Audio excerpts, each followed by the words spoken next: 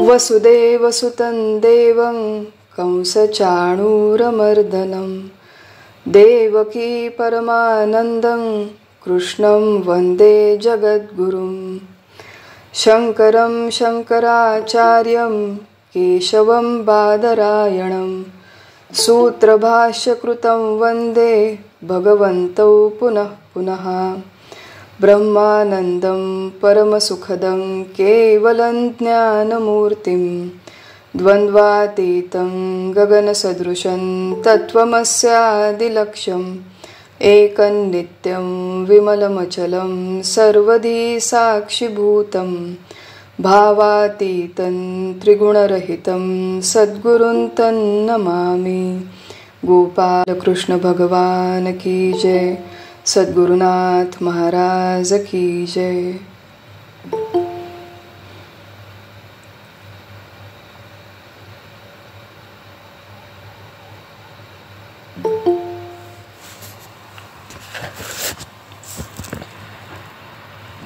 सर्वांना प्रणाम, सर्वांना वंदन करते। उपनिषद अभ्यास मालिकेतील या सत्रामध्ये आपण आज आपला जो अभ्यास आहे तो सुरू ठेवूया। सर्वांना कल्पना आहे की आपण हा अभ्यास मुळामध्ये हिंदीमध्ये सुरुवात केला होता। मागच्या शुक्रवारी पहिलं सत्र हिंदीमध्ये झालं, परंतु लोकांच्या अभिप्रायानुसार आपण हे सत्र मराठी आणि हिंदी असं दोन भाषांच्यामध्ये विभाजन केलेलं आहे। शुक्रवारी रात्री आज आपण हे सत्र मराठीत करणार आहोत आणि हेच सत्र परत हिंदी भाषेमध्ये रविवारी सकाळी भारतीय वेळेप्रमाणे 7 वाजता रिपीट केलं जाईल। या सत्रामध्ये आपण मागच्या वेळेस बोललो होतो की पॉवर पॉईंट स्लाइड्सचा आपण उपयोग करणार आहोत। अनेक लोकांच्याकडे उपनिषद हा ग्रंथ नाही आहे।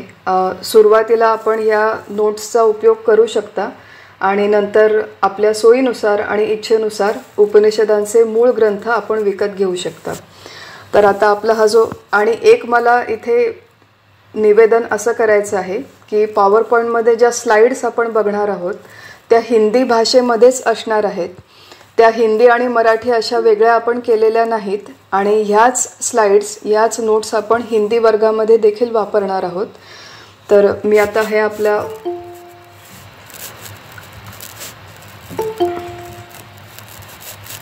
स्लाइड्स सुरुवात करते। मला 1 मिनिट वेळ द्या।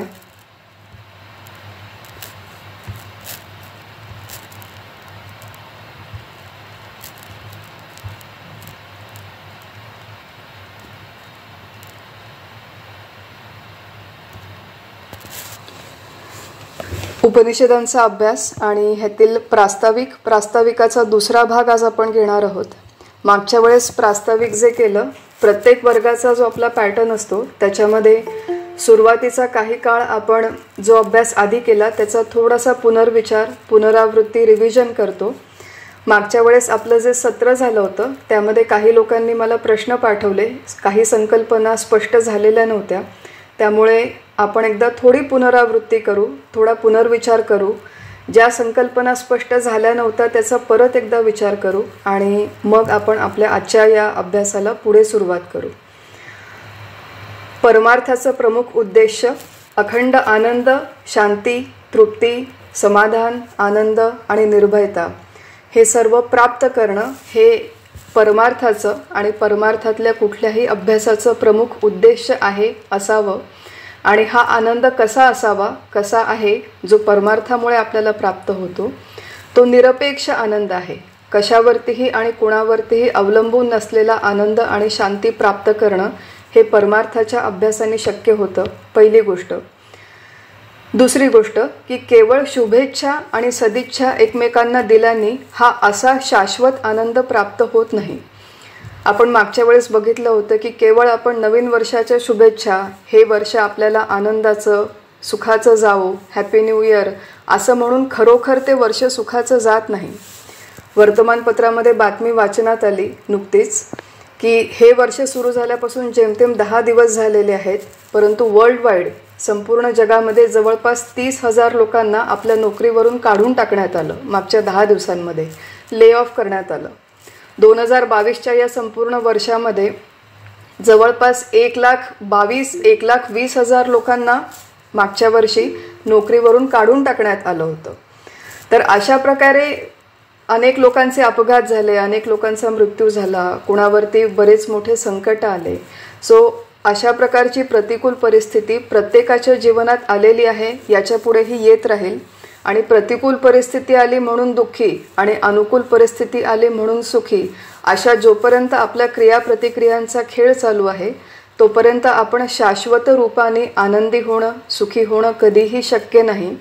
परंतु परिस्थिती निरपेक्ष म्हणजे बाहेरची परिस्थिती अनुकूल वा प्रतिकूल कशीही असो, आपण सतत अखंड आनंदी आणि समाधानी कसे राहू शकतो, हा सगळा अभ्यास आपल्याला उपनिषदांच्या मधून करायला मिळतो. ही दिशा आपल्याला या वेदांतामधून मिळते.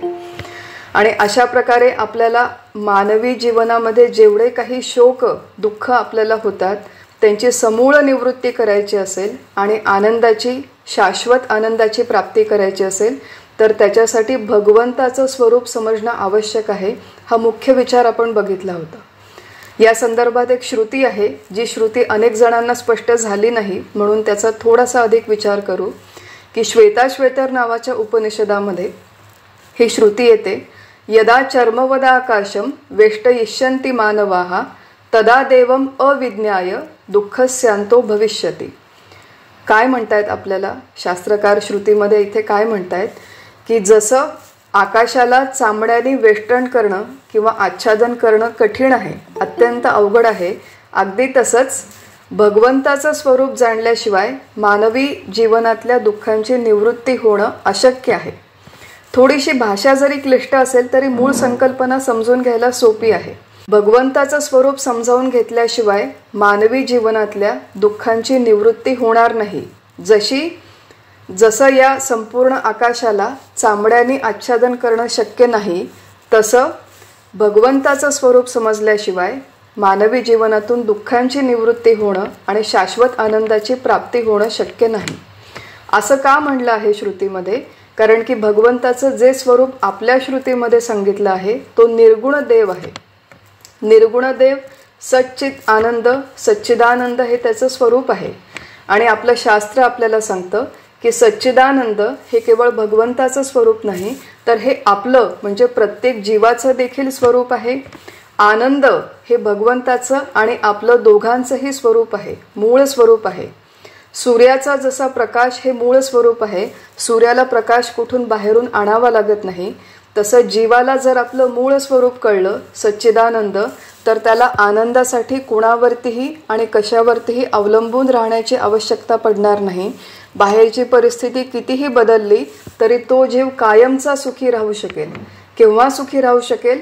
की जर त्याला कळलं की भगवंत आणि मी आम्ही दोघेही सच्चिदानंद रूप आहोत आणि आमच्यामध्ये ऐक्य आहे. हे कळलं की फक्त हे कळलं तरच त्या जीवाची, साधकाची, मनुष्याची त्याच्या जीवनातून संपूर्ण शोकाची निवृत्ती होईल आणि त्याला आनंदाची प्राप्ती होईल. असं या श्रुतीमध्ये लिहिलेलं आहे की आपल्याला भगवंताचं आणि पर्यायाने आपलं मूळ स्वरूप कळणं आवश्यक आहे, त्याची अनुभूती येणं आवश्यक आहे. मग हे स्वरूप समजण्यासाठी हे स्वरूप आपल्याला कसं समजेल?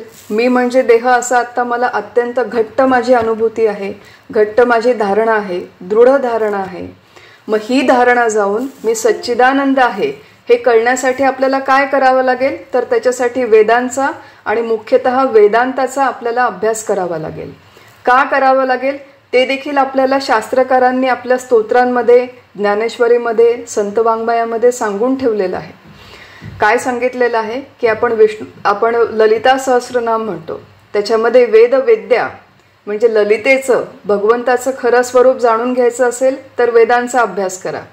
रामाला आपण वेदांत वेद्य म्हणतो की रामाचं खरं स्वरूप जाणून घ्यायचं असेल तर वेदांताचा अभ्यास करा.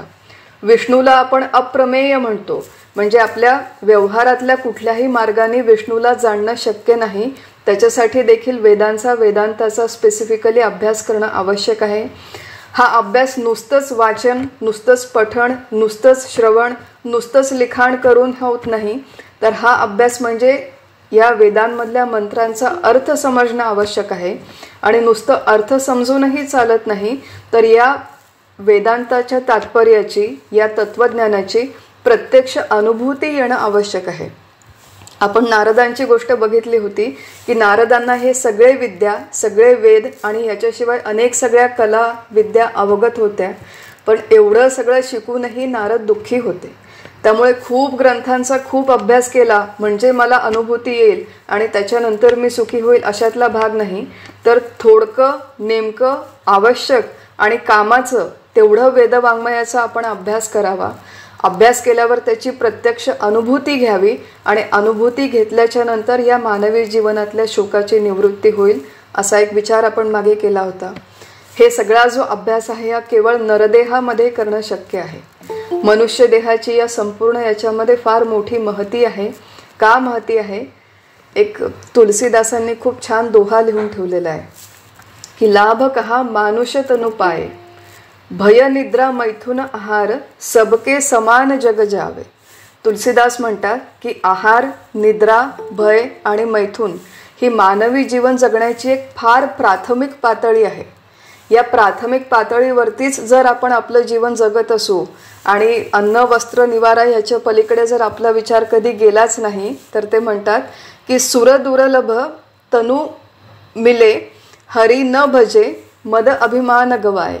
की देवांनाही दुर्लभ असं हे जे नरतनू तुम्हाला मिळालेली आहे, परंतु या नरतनूमध्ये भगवंताचं भजन, स्मरण भगवंताला न जाणता जर तुम्ही केलं तर या संपूर्ण नरदेहाची माती होते, त्याचा काहीही उपयोग होत नाही.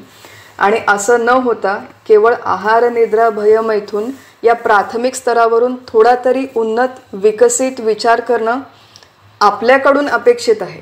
आपण मानव देहामध्ये जन्माला आलेलो आहोत आणि आपलं मूळ स्वरूप शोधण्याची क्षमता फक्त या देहामध्ये आपल्याला मिळालेली आहे.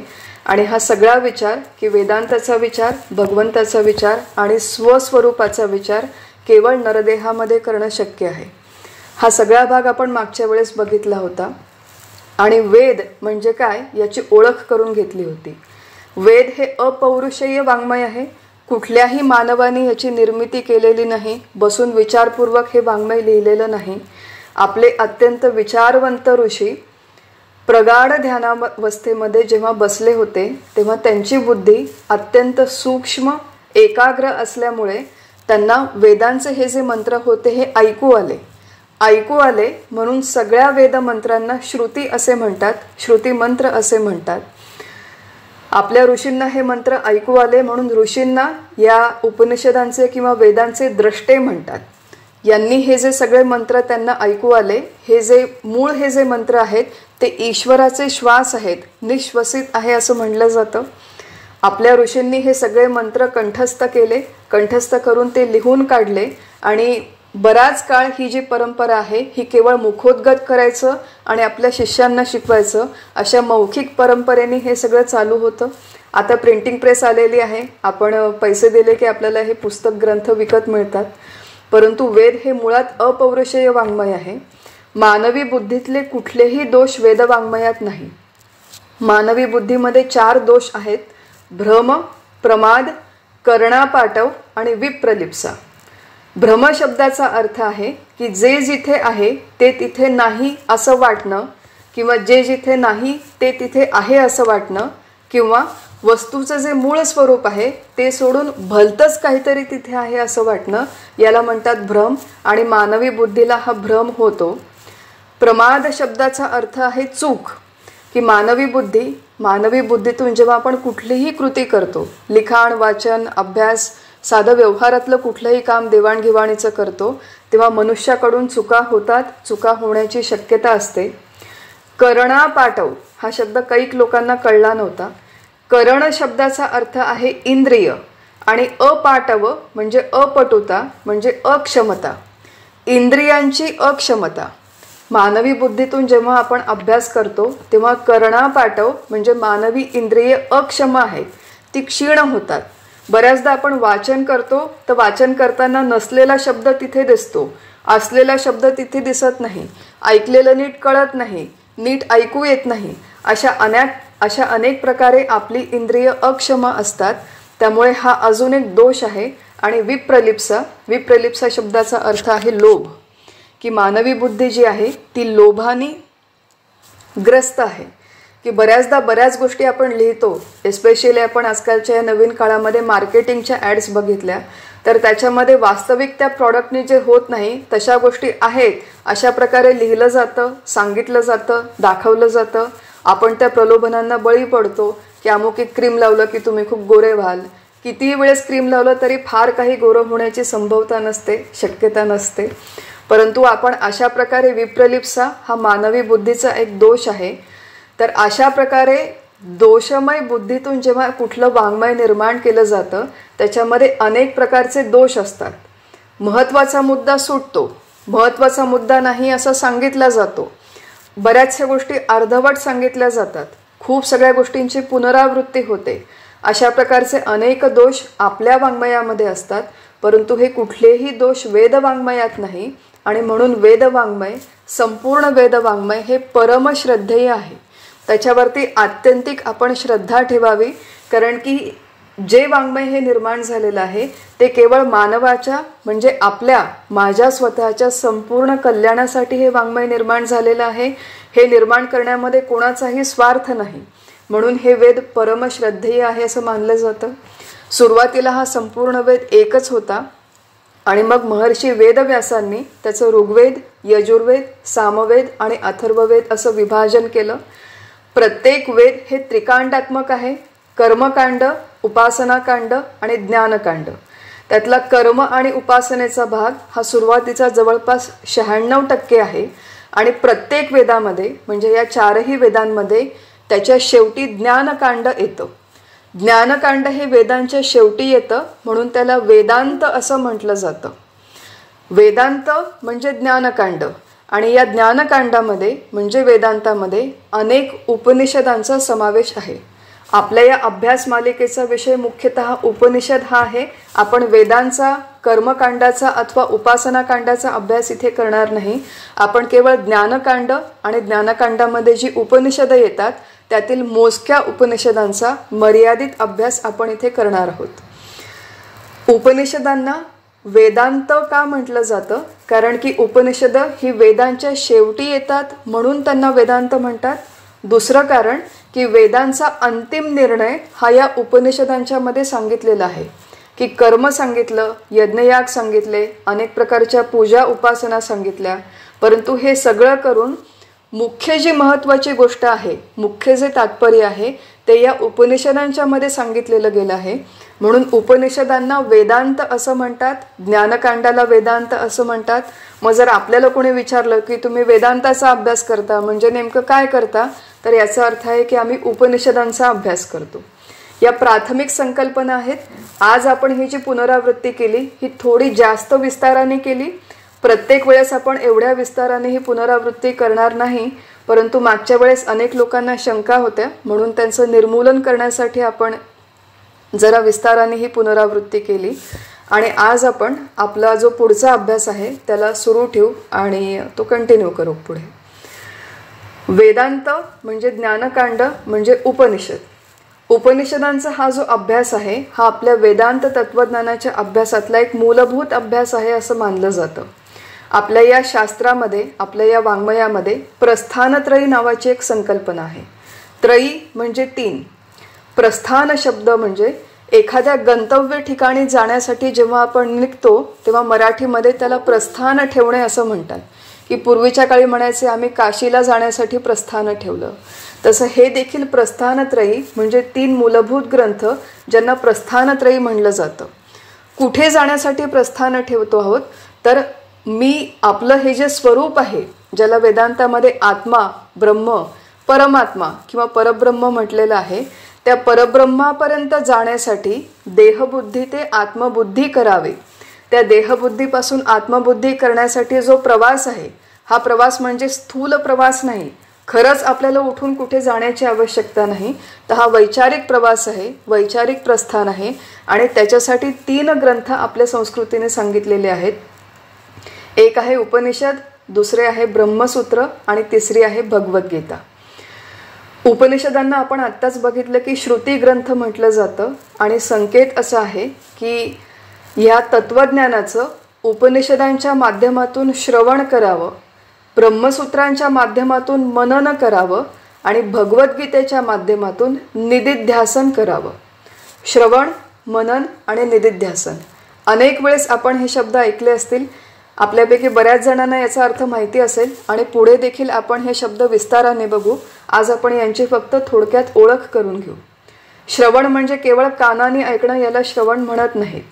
तर वेदांत शास्त्राच्या तात्पर्याच्या निश्चयाला श्रवण असे म्हणतात, अशी त्याची अगदी स्पेसिफिक व्याख्या आहे की वेदांत शास्त्राच्या तात्पर्याच्या निश्चयाला श्रवण म्हणतात. वेदांत शास्त्राचं तात्पर्य काय? ब्रह्मसत्यन जगन्मिथ्या जीवो ब्रह्मैव नापरहा. केवळ ब्रह्म नावाचं तत्व सत्य आहे. हे जे काही दृश्य विश्व दिसतं ते सत्य नाही आणि प्रत्येक जीव हा मूळचा ब्रह्मरूप आहे, दुसरं काहीही नाही. म्हणजे मी देह नाही आणि मी ब्रह्म आहे, हे वेदांत शास्त्राचं तात्पर्य आहे. आणि या तात्पर्याचा जोपर्यंत निश्चय होत नाही तोपर्यंत आपण जो काही अभ्यास करतो त्याला श्रवण असे म्हणतात किंवा म्हणावं. नाहीतर ते नळी फुंकिली सुनारे इकडून तिकडे गेले वारे, म्हणजे एकीकडे ऐकलं आणि दुसरीकडे सोडून दिलं, त्याला नुसतं श्रवण म्हणत नाही. ती ऐकण्याची प्रक्रिया झाली.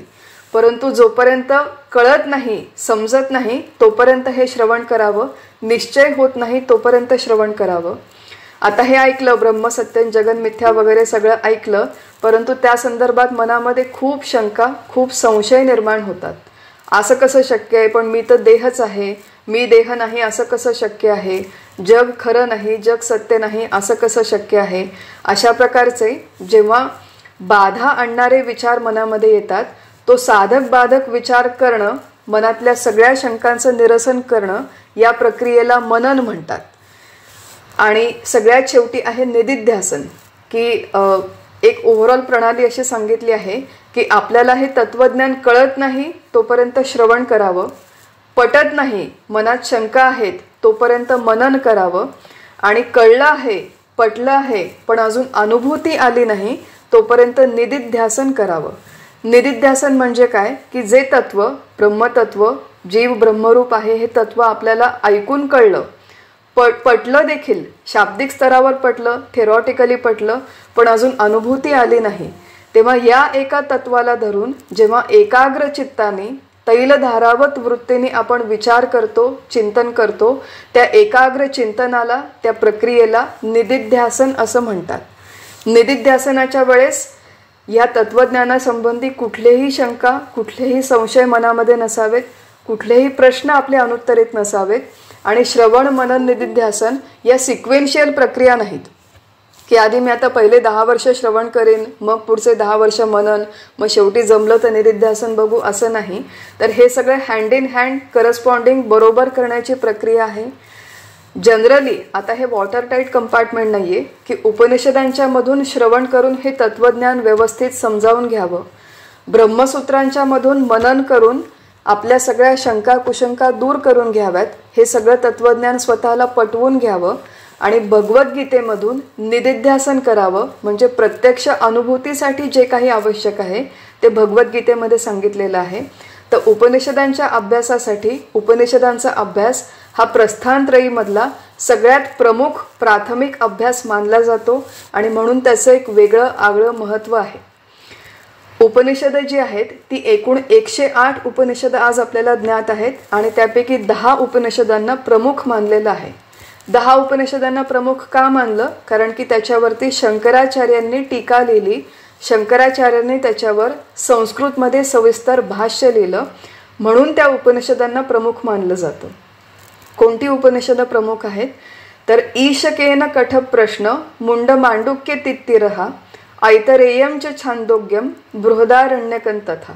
हा अजून एक श्लोक आहे जो उपनिषदांच्या मध्येच, मुक्तिकोपनिषद नावाचा एक उपनिषद आहे, त्याच्यामध्ये हा श्लोक आलेला आहे. तर ह्या 10 प्रमुख उपनिषदांची नावं मुक्तिकोपनिषदामध्ये दिलेली आहेत, म्हणून देखील या 10 उपनिषदांना प्रमुख मानलं जातं. आणि याच 10 वरती शंकराचार्यांनी टीका लिहिली, आपल्या आचार्यांनी टीका लिहिली, म्हणून देखील यांना प्रमुख उपनिषद मानलं जातं. आपण विचार केला होता की प्रत्येक वेदाच्या शेवटी थोडीफार काही उपनिषद आहेत. वेद किती आहेत? एकूण 4 वेद आहेत. प्रत्येक, आता आपण एक एक वेदाचा विचार करू इथे, की ऋग्वेदामध्ये एकूण 10 उपनिषद आहेत आणि त्या 10 पैकी ऐतरेय हे प्रमुख उपनिषद मानलं जातं. यजुर्वेदामध्ये शुक्ल यजुर्वेद आणि कृष्ण यजुर्वेद असं एक अजून सब डिव्हिजन केलं गेलेलं आहे. आणि यजुर्वेदामध्ये एकूण 19 उपनिषद शुक्ल यजुर्वेदामध्ये आहेत आणि 32 उपनिषद कृष्ण यजुर्वेदामध्ये आहेत. त्याच्यापैकी ईशावास्य आणि बृहदारण्यक हे शुक्ल यजुर्वेदाचे प्रमुख उपनिषद आहेत आणि कठ आणि तैत्तिरीय हे कृष्ण यजुर्वेदाची प्रमुख उपनिषदे आहेत. सामवेदामध्ये एकूण 16 उपनिषदे आहेत आणि केन आणि छांदोग्य हे 2 त्यातली प्रमुख उपनिषदे आहेत. आणि सगळ्यात शेवटी अथर्ववेदामध्ये एकूण 31 उपनिषद आहेत आणि त्यापैकी प्रश्न, मुंडक आणि मांडुक्य ही 3 उपनिषदे प्रमुख आहेत. ह्यातली कुठलीही माहिती आपल्याला पाठ करायची गरज नाही. अभ्यास करता करता एक साईड इफेक्ट म्हणून आपोआप या गोष्टी आपल्याला लक्षात येतील आणि हे लक्षात नाही राहिलं तरी फारशी काही त्याच्याने आपलं अडत नाही. हे एक माहिती असावी म्हणून ही एक चांगली गोष्ट आहे. समर्थांचं आपलं वचन आहे की जुने ठेवणे मीपणे आकळेना. जुने ठेवणे, तर जुने ठेवणे हा अर्थ त्यांनी वेगळ्या अर्थाने वापरला आहे. पण आपलं हे जे काही जुनं फार प्राचीन परंपरेने आलेलं तत्त्वज्ञान आहे याचा आपल्याला अनेकदा खूप अभिमान असतो की आपल्याकडे महाराष्ट्रामध्ये पूर्वीच्या काळी जेव्हा अरेंज्ड मॅरेजेस होत होती तेव्हा ही पद्धत होती की आम्ही ऋग्वेदी आहोत. ऋग्वेदी म्हणजे काय, तर आम्हाला दुसऱ्या कुठल्या शाखेची मुलगी किंवा मुलगा चालणार नाही असं लोक म्हणायचे की आम्हाला आमच्या शाखेचा अभिमान आहे. मग प्रत्यक्ष ऋग्वेद म्हणजे काय किंवा ऋग्वेदामध्ये कुठलं उपनिषद आहे किंवा ऋग्वेदामध्ये नेमका काय तुम्हाला मंत्र सांगितला आहे, त्याचं सगळ्यात महत्त्वातला त्यातला संदेश काय आहे हे आम्हाला काही ठाऊक नसतं. आम्हाला नुसतं फक्त एक व्यर्थ अभिमान धारण करण्याची एक सवय लागलेली आहे.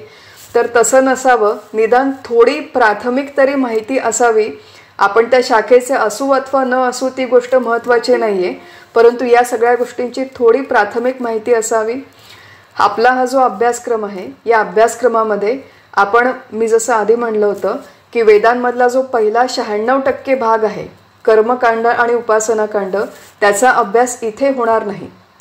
पुराणांचा अभ्यास इथे होणार नाही. हे सगळ्या मंत्रांचा उच्चार कसा करायचा, पठण कसं करायचं या संदर्भात कुठलंही आपण इथे अभ्यास करणार नाही आहोत. हे मी याच्यासाठी सांगते की हे सगळे प्रश्न मला विचारले गेले. आपण केवळ आणि केवळ ही जे 10 प्रमुख उपनिषद आहेत त्यातली 7 इथे अभ्यासासाठी निवडलेली आहेत. कोणत्या 7 उपनिषदांचा आपण अभ्यास करणार आहोत? ईशावास्य, केन, कठ, मुंडक आणि मांडुक्य या 5 उपनिषदांचा आपण पूर्ण अभ्यास करणार आहोत. त्याच्यानंतर छांदोग्य उपनिषदातला केवळ 1 अध्याय आणि बृहदारण्यकातला केवळ 1 अध्याय या अशा एकूण 7 उपनिषदांचा आपण इथे अभ्यास करणार आहोत. आपल्या अभ्यासाची सुरुवात कठ उपनिषदाने होणार आहे आणि त्याच्यानंतर या उरलेल्या उपनिषदांच्यापैकी आपण एक घेऊ. याच्यामध्ये एक स्पेसिफिक अनुक्रम असावा अशी एक परंपरागत मांडणी आहे, परंतु हा अनुक्रम आपण नेसेसरीली सांभाळणार नाही. तर आपल्या अभ्यासक्रमानुसार जसं आपल्याला शक्य आहे आणि जे मुख्य समजण्याच्या दृष्टीने सोपं आहे, सुलभ आहे, त्या दृष्टीने आपण अभ्यास करणार आहोत. एकूण 7 उपनिषदांचा इथे अभ्यास होईल आणि कठ उपनिषदाने आपण सुरुवात करणार आहोत. उपनिषदांचा अभ्यास सुरू करण्याच्या आधी उपनिषद हा जो शब्द आहे त्या शब्दाची व्युत्पत्ती करून आचार्यांनी म्हणजे शंकराचार्यांनी ह्या शब्दाचा अर्थ स्पष्ट केलेला आहे. आणि ह्या शब्दाचा अर्थ आपण जेव्हा समजावून घेतो की आम्ही वेदांताचा अभ्यास करतो, आम्ही उपनिषदांचा करतो, त्या अभ्यासातून नेमकं काय होणं अपेक्षित आहे, आपण कुठल्या दिशेने जाणं अपेक्षित आहे आणि तो अभ्यास केल्यावर आपल्याला नेमकं काय मिळणं अपेक्षित आहे, या सगळ्या संकल्पना आपल्याला स्पष्ट हव्यात. आणि त्याच्यासाठी आचार्यांनी ही जी व्युत्पत्ती केलेली आहे आणि हे जे अर्थ दिलेले आहेत ते आपण बघूया. ही जी व्युत्पत्ती आहे ती मुख्यतः आचार्यांनी जरी 10 उपनिषदांवर भाष्य केलेलं असेल तरी ही व्युत्पत्ती केवळ कठोपनिषदाच्या प्रारंभी येते. कठोपनिषदाच्या प्रारंभी हे अर्थ एक्सप्लेन करताना आचार्य म्हणतात की उप अधिक नि अधिक सत, उप प्लस नि प्लस सद असे 3 एकूण शब्द याच्यामध्ये आहेत. उप शब्दाचा अर्थ आहे की जवळ जाणं, एखाद्या व्यक्तीच्या किंवा मुख्यतः इथे विद्येच्या जवळ जाणं, त्याच्या सहवासामध्ये जाणं. नि शब्दाचा अर्थ आहे निश्चय किंवा निश्चिती. आणि सद शब्दाचे 3 अर्थ आचार्यांनी केलेले आहेत. सद शब्दाचा पहिला अर्थ आहे विशरण म्हणजे नाश, सद शब्दाचा दुसरा अर्थ आहे गती आणि सद शब्दाचा तिसरा अर्थ आहे अवसादन. अवसादन म्हणजे शिथिल करणे, सैल करणे, पकड ढिल्ली करणे. उप म्हणजे जवळ जाणे, नि म्हणजे निश्चय किंवा निश्चिती आणि सद म्हणजे विशरण किंवा गती किंवा अवसादन.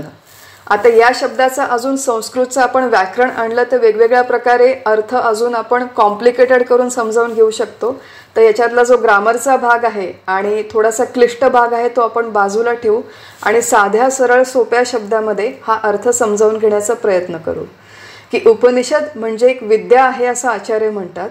की कोणती विद्या की ज्या विद्येच्या जवळ गेल्यावरती निश्चितपणे अविद्येचा विनाश होतो. पहिला अर्थ, ज्या विद्येच्या जवळ गेल्यावर निश्चितपणे गती मिळते. दुसरा अर्थ, आणि ज्या विद्येच्या जवळ गेल्यावर निश्चितपणे अविद्येची आपल्यावरची पकड ढिली होते किंवा शिथिल होते. हा तिसरा अर्थ. तर पहिला अर्थ सेम आहे, कॉमन आहे सगळीकडे, फक्त जो शेवटचा जो अर्थ आहे तो बदलतो. या तीनपैकी कुठल्याही अर्थाने आपण उपनिषद विद्येकडे बघू शकतो आणि बघावं.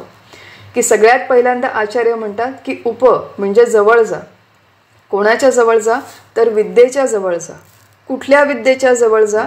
की ज्या विद्येचा आपण बघितलं होतं की वेदांमध्ये जो आचार्य सायण यांनी काय अर्थ केलेला आहे की जी गोष्ट इंद्रिय गोचर नाही, प्रत्यक्ष प्रमाणांनी आपल्याला कळत नाही, आपल्या दैनंदिन व्यवहारामध्ये जे ज्ञान आपल्याला एरवी केवळ ज्ञानेंद्रियांनी कळत नाही, ते ज्ञान करून आपल्याला वेद देतो आणि वेदांत देतो. त्यामुळे इंद्रियांच्या अगोचर, आपल्या इंद्रियांना न कळणारी अशी एक विद्या आहे जिला ब्रह्मविद्या म्हणतात, जिला आत्मविद्या म्हणतात. जे आपलं मूळ स्वरूप आहे त्या स्वरूप विषयक ही विद्या आहे. आज आपलं जे मूळ स्वरूप आहे ते आपल्याला ठाऊक नाही. वेदांताच्या दृष्टीने आणि आपल्या सगळ्या संतांच्या दृष्टीने मी कोण आहे हे आपल्याला माहिती नाही. मला कोणी विचारलं तर मला असं वाटतं मी म्हणजे हा 5 फुटाचा देह, मी एक कोणीतरी इंजिनियर, डॉक्टर आणि एवढीच माझी आयडेंटिटी. मी एक आई आहे, पत्नी आहे, एवढीच माझी आयडेंटिटी. या 5 फुटांपेक्षा अजून वेगळं काही माझं अस्तित्व असू शकतं हे मला माहिती नाही. आणि हे मला माहिती नाही त्यामुळे शास्त्राच्या आणि संतांच्या दृष्टीने मी अज्ञानी आहे आणि माझ्याकडे अविद्या आहे. मग उपनिषदांचा अभ्यास केला. कसा केला? तर जवळ जाऊन. कोणाच्या जवळ जायचं? तर जाणकाराच्या जवळ जायचं. समर्थांनी आपल्याला सांगितलेलं आहे की जनी जाणता पाय त्याचे धरावे.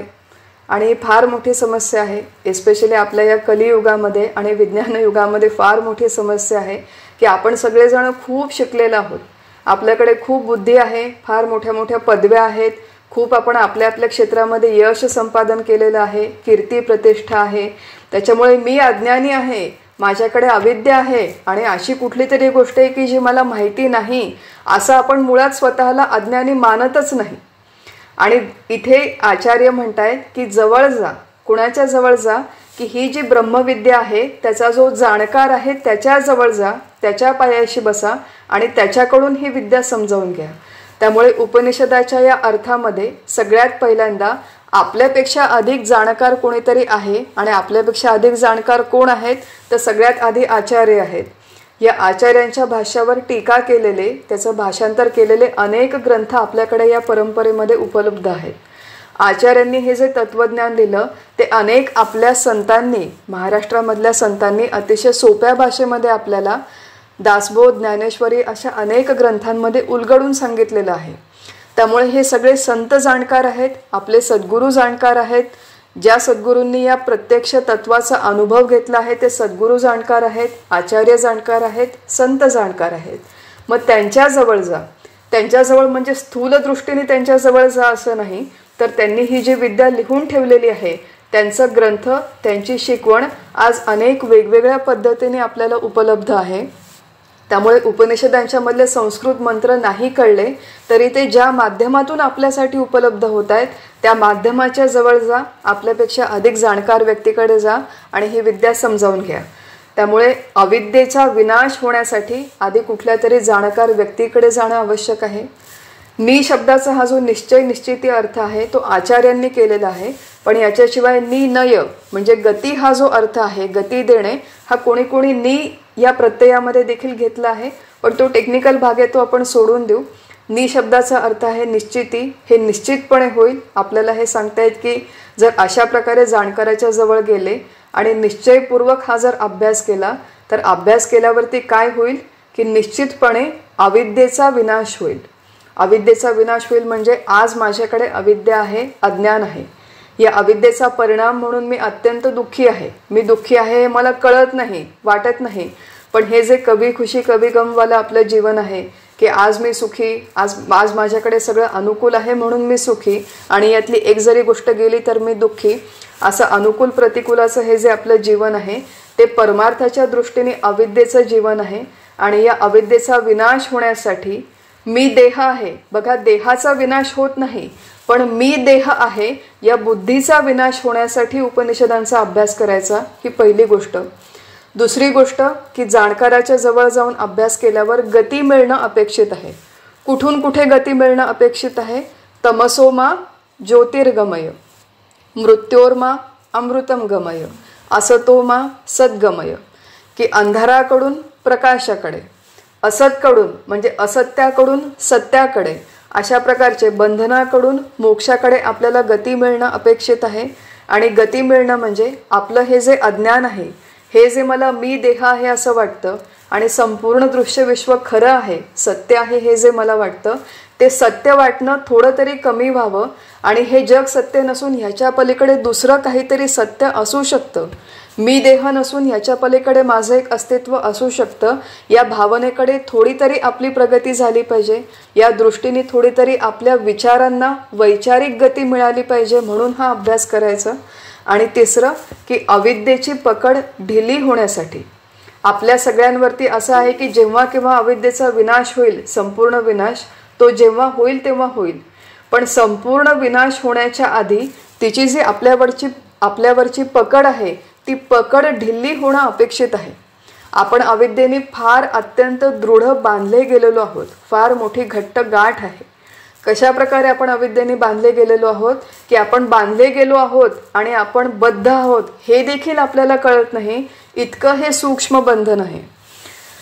नुकतंच मी इथे रस्त्यावरती जाताना बघा मोठे मोठे बोर्ड्स दिसतात, तर एक बोर्ड वाचला मी, ती एका बर्गरची ॲडव्हर्टाईज होती आणि त्याच्यामध्ये त्यांनी खरा आनंद कशामध्ये असतो, ट्रू हॅपीनेस, तो डिफाईन केलेला होता. खऱ्या आनंदाची व्याख्या दिली होती बर्गरच्या ॲडमध्ये. त्यांनी काय लिहिलं होतं की true happiness is Wien you can enjoy the burger, eat the burger without thinking. म्हणजे त्यांचं असं त्याच्यात म्हणणं होतं की खरा आनंद तो आहे जेव्हा तुम्ही तुमचा बर्गर अत्यंत निश्चिंत होऊन खाऊ शकता. आणि म्हणजे काय की बघा बर्गर खाताना आपल्याला आपलं तोंड खूप मोठं उघडावं लागतं आणि बऱ्याचदा त्याच्यातले जे पदार्थ असतात ते खाली पडतात आणि सगळं मेसी होतं. तर त्यांनी खऱ्या आनंदाची व्याख्या अशी केली होती की तुम्ही जेव्हा कुठल्याही प्रकारे इतरांचा, आजूबाजूच्यांचा विचार न करता पूर्णपणे त्या बर्गरशी एकरूप होऊन इकडचा तिकडचा सांडेल का असा घाणीचा विचार न करता तो खाऊ शकता, तेव्हा जो काही तुम्हाला मिळतो तो खरा आनंद असतो. तर अशा प्रकारे कुठली तरी वस्तू कुठल्या तरी प्रकारे खाण्यामध्ये आनंद आहे असं जोपर्यंत आपल्याला वाटतं तोपर्यंत अविद्येची आपल्यावरती पकड आहे, अत्यंत दृढ पकड आहे. मला ऑफिसमध्ये प्रमोशन मिळालं की त्याच्यानंतर मी आनंदी होईल हे जे आपल्याला वाटतं ती अविद्येची आपल्यावरची पकड आहे. माझ्याकडे 50 साड्या आहेत पण अजूनही सेलमध्ये गेल्यावर अजून एक साडी विकत घ्यावी आणि ती विकत घेतल्यावर मला आनंद होईल असं जोपर्यंत मला वाटतं तोपर्यंत अविद्येची माझ्यावरती पकड आहे. आणि सगळ्यात महत्त्वाचं म्हणजे घरामध्ये आपले जे काही 4 कुटुंबीय आपण राहतो त्यातले इतर लोक माझ्या मनासारखं वागतील आणि ते माझ्या मनासारखं वागल्याच्या नंतर मी आनंदी होईल, सुखी होईल असं जोपर्यंत आपल्याला वाटतं तोपर्यंत आपण सगळेजण अविद्येने बांधले गेलेलो आहोत, बद्ध आहोत. आणि आपण बांधले गेलेलो आहोत हे देखील आपल्याला कळत नाही. आणि ही पकड ढिली होणं, ही पकड शिथिल होण्यासाठी उपनिषदांचा हा जो अभ्यास आहे हा त्या दिशेने आपल्याला घेऊन जातो की हे जे काही विश्व आहे याच्या पलीकडे एक सत्य आहे. हा जो देह आहे हे सोडून तुझी काहीतरी आयडेंटिटी आहे. या सगळ्या गोष्टींची ओळख, समूळ विचार या उपनिषदांच्या मध्ये केलेला आहे. आचार्यांनी हे पण सांगितलं की उपनिषद म्हणजे केवळ विद्या नाही तर उपनिषद याचा एक ग्रंथ असा देखील अर्थ केलेला आहे की कोणीतरी एक असा विचारतो शंकेखोर माणूस की तुम्ही म्हणता उपनिषद म्हणजे विद्या, पण आता मी जाऊन हा ग्रंथ घेऊन आलो, तर ग्रंथ घेऊन आल्यावर मी म्हणते की अहो मी उपनिषद घेऊन आली आहे. मग उपनिषद आपण जेव्हा ॲमेझॉनवरून ऑर्डर करतो तेव्हा आपण काही विद्या ऑर्डर केली का ग्रंथ ऑर्डर केले? तर आचार्य म्हणतात की ग्रंथ हा देखील एक अर्थ आहे, पण तो गौण अर्थ आहे. मुख्य अर्थ ब्रह्मविद्या, आत्मविद्या, स्वरूपविषयक विद्या, जिची प्राप्ती झाल्यामुळे अविद्येचा विनाश होईल, विद्येकडे ब्रह्मविद्येकडे गती मिळेल, अथवा अविद्येची माझ्यावरची पकड ढिली होईल. उपनिषद या शब्दांमध्येच या उपनिषद ग्रंथांचे अनुबंध चतुष्टय सांगितलेले आहेत. अनुबंध चतुष्टय म्हणजे एक चौकट, चतुष्टय म्हणजे 4. कुठली चौकट? की या चौकटीमध्ये जर आपण अभ्यास केला तर आपल्या अभ्यासाला एक विशिष्ट दिशा मिळते, गती मिळते, वळण मिळतं. असं आहे की हा शास्त्रग्रंथांचा जेव्हा आपण अभ्यास करतो तेव्हा तो मनमानी अभ्यास असणं अपेक्षित नाही आहे. माझ्या बुद्धीला वाटतं ते, मला असं वाटतं, आपल्याला काय वाटतं याला काही महत्त्व नाही. आचार्यांना काय वाटतं, संतांना काय वाटतं, सद्गुरूंना काय वाटतं, टीकाकारांना काय वाटतं, ह्याला महत्त्व आहे. त्यामुळे एक विशिष्ट चौकट आपल्याला आखून दिलेली आहे आणि त्या चौकटीमध्ये अभ्यास केला तर इतर श्रम न होता आपण लवकर या मार्गावरती प्रगती करू शकतो आणि आपला अभ्यास दिशापूर्ण आणि अर्थपूर्ण होऊ शकतो. अनुबंध चतुष्टय जी चौकट आहे त्याच्यामध्ये 4 घटक आहेत: अधिकारी, विषय, प्रयोजन आणि संबंध. उपनिषद अभ्यासाचा अधिकारी कोण आहे हे अनुबंध चतुष्टय देखील आचार्यांनीच दिलेले आहे. आचार्य म्हणतात की अधिकारी कोण आहे? की ज्याला स्वतःला आपली अविद्या निवृत्त व्हावी आणि आपल्याला ब्रह्मविद्येची प्राप्ती व्हावी अशी इच्छा ज्याच्या मनामध्ये निर्माण झाली तो या उपनिषद अभ्यासाचा अधिकारी आहे. आणि हे समजावून घेणं का आवश्यक आहे? कारण की मला जे अनेक फोन आले याच्या आधी, त्यामुळे अनेक लोकांच्या मनामध्ये कुतूहल, भीती, चिंता, शंका अशा अनेक होत्या या अभ्यासाच्या संदर्भात की अहो आम्हाला संस्कृत येत नाही आणि आमचा फारसा अभ्यास नाही, किंवा याच्या आधी आम्ही परमार्थशास्त्राचा कुठलाच अभ्यास केलेला नाही, कुठल्याच ग्रंथाचं फारसं श्रवण केलं नाही, मग आम्हाला उपनिषदं कळतील का? अशा अनेक प्रकारचे संशय शंका मनामध्ये होत्या. परंतु इथे आचार्य काय म्हणतायत की अविद्या निवृत्ती, की केवळ मनामध्ये हा संकल्प ज्याच्या निर्माण झाला की माझी अविद्या जावी आणि मला ब्रह्मप्राप्ती. आता ब्रह्मप्राप्ती हा शब्द देखील अनेकांना ठाऊक नसेल, पण याच्यापेक्षा आज जे काही माझं जीवन चालू आहे त्याच्यापेक्षा वेगळं शाश्वत आनंद देणारं एक कुठलं तरी जीवन असू शकतं आणि ते जीवन मला हवं आहे एवढी इच्छा ज्याच्या मनामध्ये निर्माण झाली तो या उपनिषदांचा अधिकारी आहे. बघा, साधा गणित विषय आहे. गणित विषयाचं ज्याला ज्ञान आहे त्याला गणित शिकण्याची आवश्यकता नाही. गणित विषयाचं ज्याला पूर्ण अज्ञान आहे त्याला देखील गणित विषय शिकण्याची आवश्यकता नाही. मग गणित विषय शिकण्याची आवश्यकता कोणाला आहे? की गणित मला येत नाही, गणिताच्या संदर्भात माझ्याकडे अज्ञान आहे आणि ते अज्ञान जावं असं ज्याला वाटतं त्याला आपण गणित शिकवू शकतो. आजकाल अनेक विद्यार्थी दिसतात आपल्याला की ज्यांना अजिबात गणितामध्ये इंटरेस्ट नसतो. आपण मारून मुटकून त्यांना बसवतो आणि म्हणतो शिक रे. तर मारून मुटकून बसून गणित शिकल्या जात नाही. थोडंफार शिकता येईल पण खरं खरं गणित शिकल्या जात नाही. तर मला गणित येत नाही आणि मला गणित यावं, मला गणित समजावं असं ज्याला वाटतं त्याला आपण गणित शिकवू शकतो. अगदी तसंच की हे जे काही माझं जीवन आहे त्याच्या बाबतीत हे जे काही माझं अज्ञान आहे, अविद्या आहे, ती अविद्या मला नको आणि याच्यापेक्षा अधिक उन्नत एक प्रगल्भ विचारपूर्ण जीवन मला हवं आहे असं ज्याला वाटतं तो या उपनिषदांचा अधिकारी आहे. ब्रह्म आणि आत्मा हे जे आपलं मूळ स्वरूप आहे तो या उपनिषदांचा विषय आहे, प्रमुख प्रतिपाद्य विषय आहे. त्याच्या संदर्भातच या उपनिषदांच्या मध्ये सगळं वर्णन आलेलं आहे. प्रयोजन आत्यंतिक दुःख निवृत्ती आणि परमानंद प्राप्ती. आचार्यांनी जे शब्द वापरले त्याच्यामध्ये त्यांनी आत्यंतिक संसार निवृत्ती आणि ब्रह्मप्राप्ती असं म्हणलंय.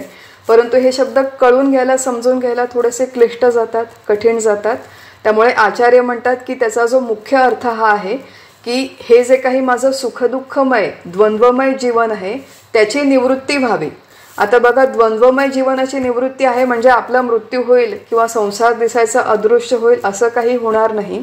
तर जीवन बाहेरची परिस्थिती जशी आहे तशीच राहील, माझा देह जसा आहे तसाच राहील. परंतु हा अभ्यास केल्याच्या नंतर या संसाराकडे बघण्याची माझी दृष्टी पालटेल आणि माझी दृष्टी पालटल्यामुळे बाहेरची परिस्थिती कशीही असेल, अनुकूल अथवा प्रतिकूल, त्याच्यामुळे मला दुःख होणार नाही. याला म्हणतात आत्यंतिक दुःख निवृत्ती, की परिस्थिती निरपेक्ष मी आनंदी, समाधानी, सुखी आणि शांत राहू शकेल आणि परमानंद प्राप्ती. आणि हे जे आहे या उपनिषद अभ्यासाचं प्रमुख प्रयोजन आहे. आणि संबंध हा विषय टेक्निकल आहे, त्याच्यामध्ये फारसं जाण्याची आवश्यकता नाही. की हे जे आत्यंतिक दुःख निवृत्ती आहे हे साध्य आहे आणि त्याच्यासाठी ब्रह्मविद्या प्राप्त करणं हे साधन आहे, परंतु त्याचा आपल्या साधनेशी फारसा संबंध नाही. तर या अनुबंध चतुष्टयातून आणि उपनिषद शब्दातून आपण या अभ्यासातून नेमकं मला काय मिळालं पाहिजे याची आपल्याला कल्पना यावी. की एक तर माझं अविद्या जाऊन मला विद्या मिळावी, मला ज्ञान मिळावं, माझ्या जीवनाचा स्तर विकसित व्हावा, ही इच्छा आपल्या मनामध्ये असावी. ही सगळ्यात पहिली गोष्ट आहे. आणि ही इच्छा निर्माण झाल्यावरती कुठल्या तरी जाणकार व्यक्तीच्या जाऊन तिच्याकडून हे समजावून घ्यावं, हा त्यातला दुसरा भाग आहे. आणि एकदा हे समजावून घ्यायला आपण सुरुवात केली की हळूहळू आपल्याला विद्येच्या दिशेने, आनंदाच्या दिशेने, प्रकाशाच्या दिशेने खरंच आपल्याला गती मिळतेय का, खरंच आपल्यावरची अविद्येची पकड शिथिल होतीये का, हे वारंवार तपासून बघण्याची आवश्यकता आहे. आणि हे तपासून बघितलं तर तो अभ्यास अर्थपूर्ण होईल, दिशापूर्ण होईल. आणि हे तपासून नाही बघितलं तर तो अभ्यास अर्थपूर्ण होणार नाही. प्रास्ताविकाच्या या आपल्या आजच्या सत्रामध्ये हा शेवटचा भाग आहे. आणि या भागानंतर पुढच्या सत्रापासून आपण कठोपनिषदाला सुरुवात करू. पण हा जो एक शेवटचा मुद्दा आहे हा आज बघून घेऊ थोडक्यामध्ये आणि मग आपण आजचं हे सत्र थांबवू. आपल्या या वेदांत शास्त्राच्या प्रणालीमध्ये अभ्यास करताना आपण जो अभ्यास करतोय हा केवळ शंकराचार्यांनी म्हणजे आदि शंकराचार्यांनी जे केवळ तत्वज्ञान प्रणाली दिली त्या प्रणालीनुसार आपण उपनिषदांचा, गीतेचा आणि या फोरमवर होणाऱ्या सगळ्या ग्रंथांचा अभ्यास करत आहोत. परंतु आपलं भारतामध्ये एक अत्यंत फार मोठं तत्वज्ञानाचं सुपर मार्केट आहे असं आपण म्हणूया. की याच्यामध्ये एकूण 6 दर्शनांचा अभ्यास करण्याची एक पारंपरिक पद्धत आहे. दर्शन शब्दाचा अर्थ आहे तत्वप्रणाली. तत्वप्रणाली म्हणजे काय की फार पूर्वी म्हणजे किती की अनेक हजार वर्षांच्या पूर्वी आपले जे जुने ऋषीमुनी होते त्यातल्या काही विचारवंत ऋषींनी मानवी जीवनासंबंधी अत्यंत सखोल सूक्ष्म विचार केला.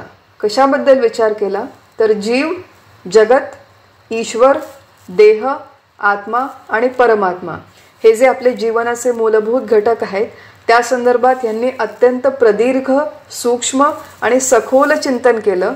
आणि हे चिंतन केल्याच्यानुसार त्यांच्या स्वतःच्या अभ्यासाच्या पद्धतीनुसार, चित्ताच्या शुद्धतेनुसार, संप्रदायानुसार, प्रणालीनुसार आणि तपश्चर्येनुसार त्यांना वेगवेगळ्या प्रकारचे शोध लागले किंवा वेगवेगळ्या प्रकारच्या निर्णयाप्रत हे आपले ऋषीमुनी आले.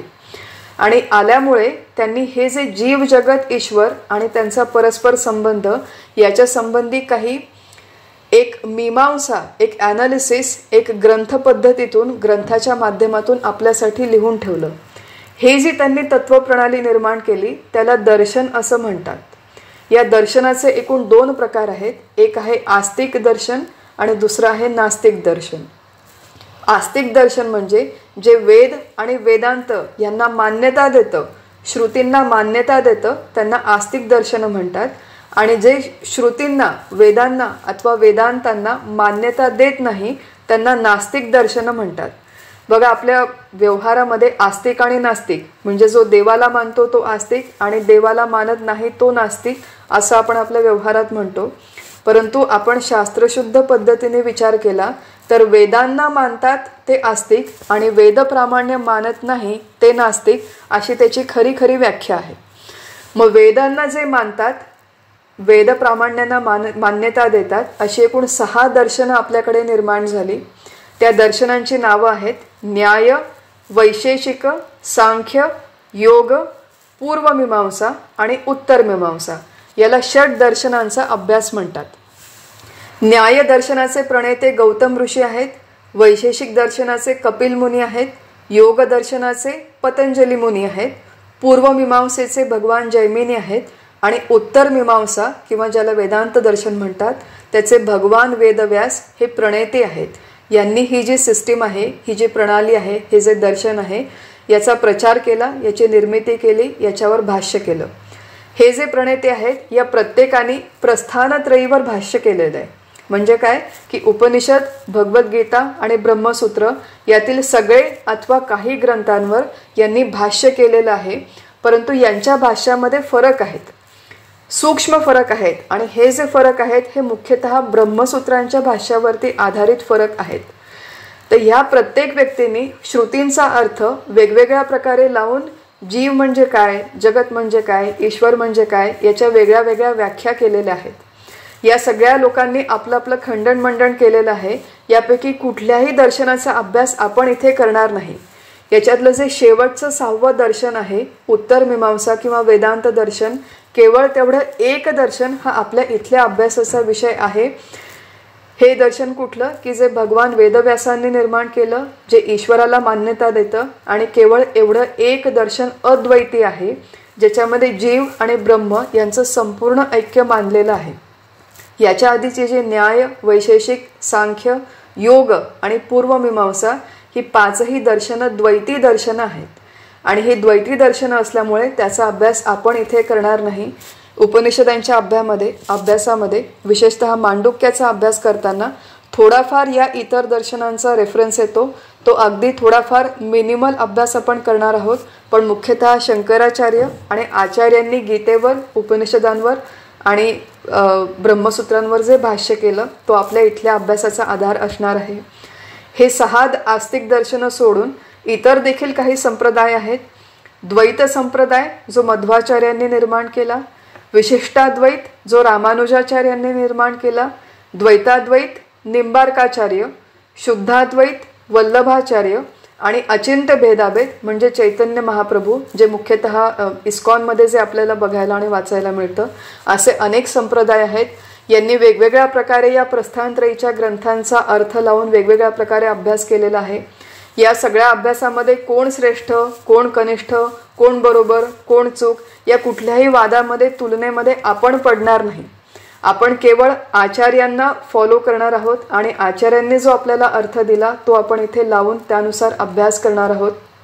आणि असं आपण का करणार आहोत की आचार्यांनी ही जी केवल अद्वैत प्रणाली दिली त्या केवल अद्वैत प्रणालीचा आपल्या महाराष्ट्रातल्या सगळ्या संतांनी पूर्णपणे स्वीकार केलेला आहे. समर्थ रामदास स्वामी, ज्ञानेश्वर महाराज, तुकाराम महाराज आणि आपले सगळे संप्रदायातले सगळे संत, गोंदवलेकर महाराजांचे सारखे आजचे आधुनिक संत, या सगळ्यांनी या केवल अद्वैत प्रणालीचा स्वीकार केलेला आहे. या संतांवरती आणि आचार्यांवरती आपण श्रद्धा ठेवली तर आपलं काम लवकर होईल. असं आहे की आपण कलियुगामध्ये आहोत. आपल्या काळात जेवढे डिस्ट्रॅक्शन्स आहेत तेवढे पूर्वी वैदिक ऋषींना आणि मुनींना नव्हते. त्यामुळे ते तुम्ही श्रेष्ठ का आम्ही श्रेष्ठ, तुम्ही कनिष्ठ का आम्ही कनिष्ठ असं खंडन मंडन आणि वादविवाद करू शकत होते. आपली आजची जी जीवनशैली आहे त्याच्यात मुळातच आपल्याला या सगळ्या भानगडीत पडायला वेळ नाही.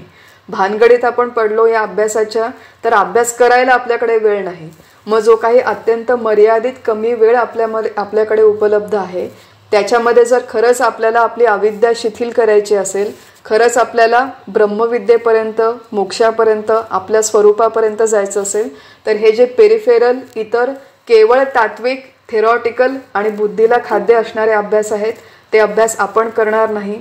जी नास्तिक दर्शनं आहेत, चार्वाक, जैन, बौद्ध, त्याचा देखील आपण अभ्यास करणार नाही.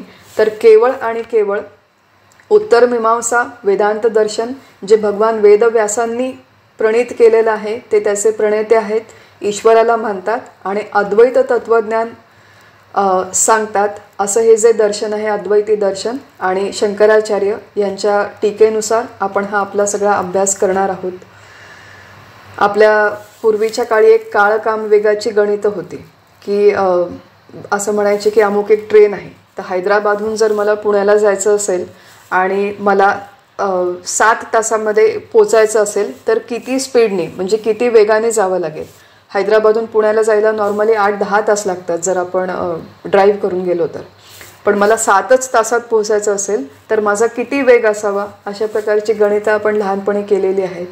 तर तसं आज आपलं वय 40, 50, 60 असं काहीतरी आहे आणि अजूनही खूप अभ्यास करूनही अजूनही आम्हाला मी देह आहे असंच वाटतं, जग सत्य आहे असंच वाटतं.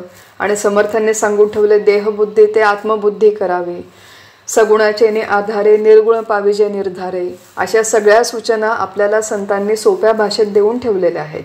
मग हे सगळ्याचं आता 50-60 वर्ष म्हणजे माणसाचं एकूण इफेक्टिव्ह वय 70 किंवा 80 वर्षाचं आहे असं आपण धरून चालू. मग कमीत कमी वेळामध्ये जर आपल्याला या फार मोठ्या तत्त्वज्ञानाची प्राप्ती करायची असेल, आणि तत्त्वज्ञानाची प्राप्ती म्हणजे नुसता थिअरॉटिकल अभ्यास नाही. हा अभ्यास आपल्याला याच्यासाठी करायचा नाही की आता मला दुसऱ्या कोणाला तरी समजावून सांगायचं आहे, दुसऱ्या कोणाला तरी क्लासेस द्यायचे आहेत, फार मोठे लेख लिहायचे आहेत, काहीतरी PhD मिळवायची, असं कुठलाही इथे आपला उद्देश नाही आणि तो नसावा. तर जेवढा वेळ मला उपलब्ध आहे त्या कमीत कमी वेळात जास्तीत जास्त इफेक्टिव्हली अभ्यास करून देहबुद्धी ते आत्मबुद्धी कशी करता येईल आणि आत्मबुद्धी केल्यावर अत्यंत शाश्वत सुख, शाश्वत समाधान, शाश्वत आनंदाची प्राप्ती मला कशी करता येईल, हा सगळा अभ्यास आपल्याला म्हणून कमी वेळात अत्यंत प्रिसिजनने करायचा आहे आणि तशा प्रिसिजनने तो आपण करण्याचा प्रयत्न करू. उपनिषदांच्या वर्गाचं हे जे प्रास्ताविक आहे आज हे इथे समाप्त झालेलं आहे आणि प्रत्यक्ष कठोपनिषदाच्या अभ्यासाला आपण आपल्या पुढच्या सत्रामध्ये पुढच्या शुक्रवारी रात्री 9 वाजता सुरुवात करूया. आज आपलं हे जे सत्र आहे आज हे इथेच थांबवू. हरिओम तत्सत.